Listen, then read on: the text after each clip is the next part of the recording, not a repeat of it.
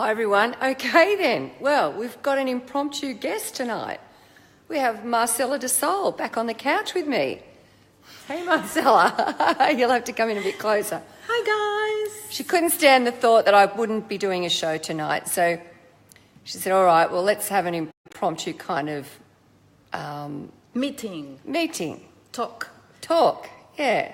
So, okay, what are we going to talk about, Marcela? The system. Oh, the system. The system is completely screwed up. We are going to talk about mental health issues, about the stigma faced by people who, like me, live with a mental condition. And we welcome any question that you may have about people surviving, struggling, battling, and coming on the other side, so to speak, because this is something that you live with throughout your whole life. So let's start this conversation. Anyone got any questions out there? Now, come on, we want to see you typing. Anything at all about mental health issues, or does anyone want to talk about anything, or does anyone want to tell us anything? We can bring them on camera and add their little bit too. So we're not just going to sit here and not talk. And I mean, this is a very impromptu kind of, you've whipped out and put your makeup on. I did. I came here to pick up my copy of the book, my signed copy of Marcela's book. And she said, we're not having it, that you're not doing an interview tonight. I go, okay then, well, let's just talk to whomever's out there and wants to listen. Well, my name is Marcela del Sol, for those of you who don't know me. I'm a writer and a social activist. I was born in Chile, South America. I have been living in Australia for 23 years, I think. And I coexist with PTSD, or post-traumatic stress disorder, severe depression, and dissociative identity disorder, which was formerly known as multiple personalities. So I'm here to answer any questions that you may have in regards to mental health, based on my personal experience, of course. And I have to here share a bit of a disclaimer saying I'm not a health professional. I can only share from my personal experience. Now, Amy is asking, how do you get someone into therapy when they can't see that they need help and that you love them? Well, that's a very good question, Amy. Thank you for that. It is really hard because legally you have no rights to force someone into care or into therapy if they are, over a certain age. However, if their behavior is impacting upon society, if they are a risk to themselves and to others, I believe there are some guidelines in the legal system and the Mental Health Act that contribute towards the treatment of people like this, patients like that. It is very important that you approach them from a caring, loving angle and not from a place of fear.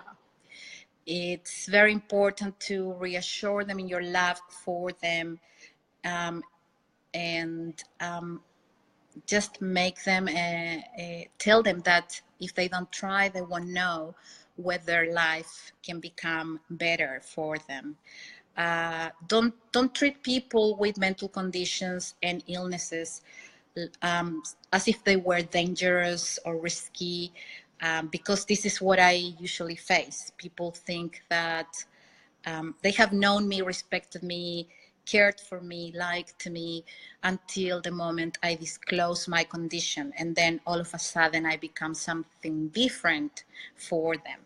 And that's completely mistaken, and it's the worst thing that you can actually do. So just reinforce the fact that everything, every step towards healing or pseudo healing is for their benefit. There is something that I think it's quite incorrect when someone tells you to do something because you have to think of others. Put this person in the first place, tell them that it's for their benefit, because this person who's suffering an anomaly or a condition that's affecting them needs all the support and love they can. And believe me, they have been doing things for others their whole life, and that signifies a struggle, trying to adjust oneself to a society that is still in 2017 quite square. So approach them from a place of love and put them first, and understand that all the struggles that that person faces, consequently you also face, come because not because it's their intention to be bothersome or annoying or hurtful, but because they don't understand and they don't see things as you do. So Shireen Lowe, she asked us, when you have someone in therapy, how can I help? Like, how can she help? I think you've touched on that just then, but I think she's saying, like, how could she help that particular person when they're actually in therapy? What can she do personally to help them? Is it a thing like you need to go and see them, go and do things for them, or what would you think that the answer to that is? In my personal experience, solitude is the worst thing. Solitude and silence. I have regularly hit crisis point because in Australia I have no support. And instead of going into a psych ward as I have in the past, where they don't have treatment for me anyway, and I'm put into a bag of mental patients that actually scare me and trigger me further, I choose to travel to South America, where I'm from and where I have friends and family that actually lend me more than just a hand in practical terms, but they are able to give me emotional support without any type of hesitation. I have people I can call at 2 in the morning, 3 in the morning, and who can easily be there for me. So I would recommend that company and talking. It's quite important not to try to put the subject aside, because that only magnifies the fact that there is a stigma attached to a condition. So ask that person if they would like to talk about it. Ask that person what specific needs they need filled in their lives. You have to find out what their needs are in order for you to help. Because sometimes we want to do a lot of great things for people, but those things that we decide are good for that people end up being more negative, perhaps. So make sure that they know you are there for them. Make sure they know you love them, and make sure you are aware of their condition and you accept them just the way they are. So acceptance, company, and emotional support. Let them know they are not alone, but not just by a message on Facebook, not by an SMS. Knock on their door. If they disappear, show up at their door. If they don't open, leave a note. Make sure that they are safe and alive. So be there, but tangibly so as well. Okay, so for those of you that have just joined us, now that we've had a bit of a situation with On the Couch with Kelly, and we've got an impromptu kind of get together with Marcela de Sol. Oh, bless you. Bless you. Yes, so what we're doing is we're talking about mental health issues, and we're kind of asking any questions at all, and answering any questions at all that anyone needs to ask. So we're asking for people to ask us questions so that we can comment on that. And we're not professional health people at all, so we're just giving you an insight as to what we've actually gone through ourselves in that situation. And anyone that would know me would know that I've actually dealt with it myself, in my family, etc. So, how about some questions, everyone, just to keep us online? We're waiting. If not, we're going to talk anyway. So, Oh, and Merry Christmas, everyone, by the way. Yeah, Merry Christmas, Happy New Year to all those beautiful, gorgeous people out there that support me each and every week. You are amazing. So, Marcela. Kelly. What's your happiest moment in life? What's been your happiest moment in life? My happiest moment in life, they are when I'm with my kids. I find the most stable time of my life is when I'm with them. My condition is not triggered, and I believe it's because they inspire safety and my need to keep them safe as well. And when I have people around me, when I share my experience with people as well, I think that's retroactive in the sense that I can give something to society in order to live in a more understanding world, in a more educated world, where one day having a mental condition will be just as accepted as having diabetes or cancer. The fact that you can't see our illnesses and conditions do not mean that they don't exist. People see me on the streets and I present well, I'm educated, or I have some level of education, I live well, and they tend to disbelieve the fact that I am affected by a condition. And that's another great obstacle that people like me face, the disbelief. Therefore, it creates a vicious cycle of stigma and prejudice and discrimination.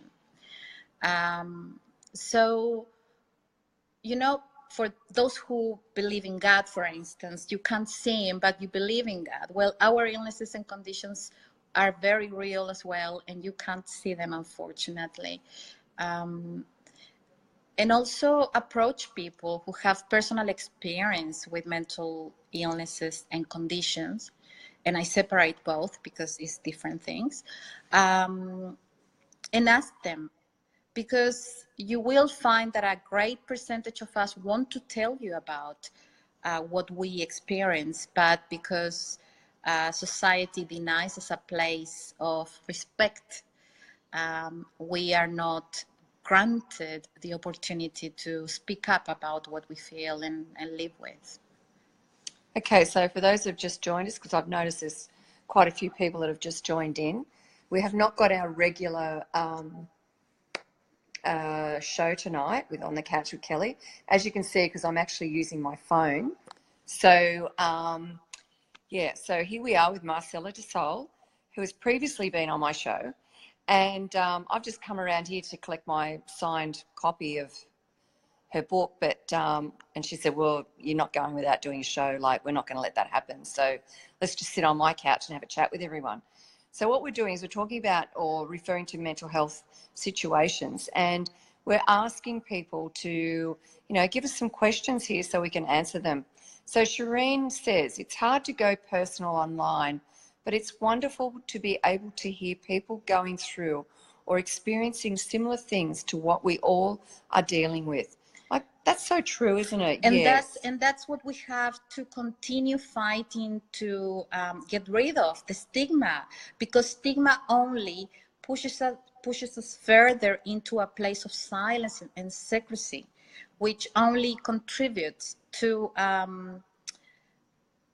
us not seeking help, being ashamed and embarrassed of who we are. And actually we have a lot to contribute to society, because we have a deeper understanding of those things that are affecting humanity.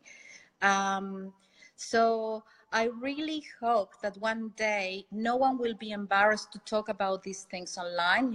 Homosexuality was considered a mental illness Yes. not so long ago. People were arrested. People were arrested and Yes. still are in some countries. People are deemed,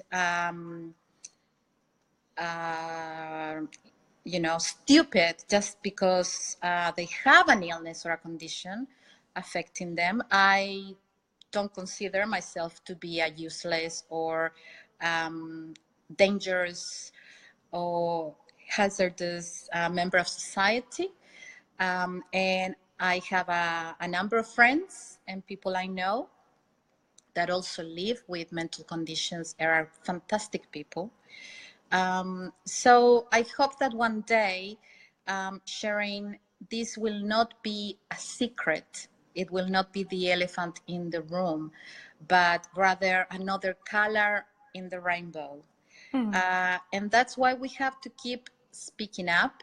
I'm always contactable through my Facebook and other social media things if you want to have a more in-depth conversation, and this goes to everyone. But let's continue talking. Let's continue watching Kelly's show.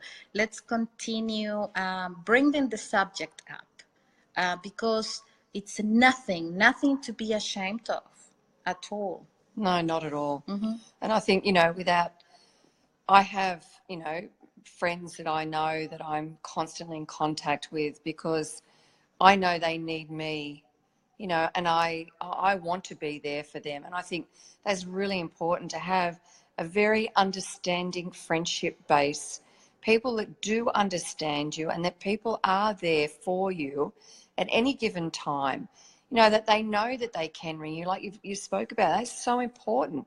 And I have people in my life that they know that. They know that I am there for them 24/7 because I choose to be there for them. I like the fact that I am there for them. I like the fact that they want to call me. I like the fact that they have a safe conversation and they feel safe about calling me, because that's what it's all about. I mean, even if you were there for one person in need. Hello, I want to be here too. Hello. You are here. You are here, darling. You're here to help, aren't Hello, you? everyone. Say hi. Hi, I'm Lola. Yeah, she's Lola. You cheeky girl. It's so important. It is just so important to be there for people in need. It is so incredibly important. And, Shireen, don't be afraid to talk about stuff. And, that goes to anyone. Don't ever be afraid to talk about it. Be yourself. Be there. Talk to people about it. That's half the battle. If you've got someone you can talk to about, that's going to help you. It's going to help everyone. So, don't be afraid to discuss it, and don't be afraid to contact your beautiful friends, because they are there for you. A true friend is always there for you, no matter what. If someone knocked on my door at 3 o'clock in the morning, yeah, they'd see me with a bit of a hairstyle that maybe I wouldn't put on camera.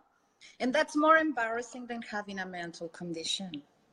What a hairdo. Yeah. Oh, maybe it is for me. Knowing you, style guru. Oh, well, we all try hard. We try hard to be beautiful all the time. You are beautiful. Inside and out. You are absolutely beautiful everywhere, Kelly. Oh, God bless you.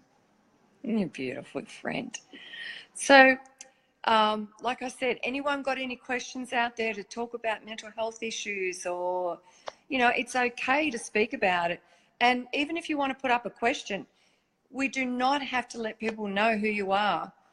Come up with something else. Put up a question without us even knowing that it's you. I'm okay with that too. So we're talking with Marcela de Sol, my beautiful, gorgeous friend, who is a wonderful, wonderful author. And so have you got any ideas for your next book? Yes, but it's been a very... Big secret. No. It's just been a very long and struggling process at the moment. I have been having very bad episodes, and it has not been a very smooth time for me. Australia, unfortunately, triggers me greatly. A big deal of my trauma has happened in this country, and I live in a rather lonely manner. So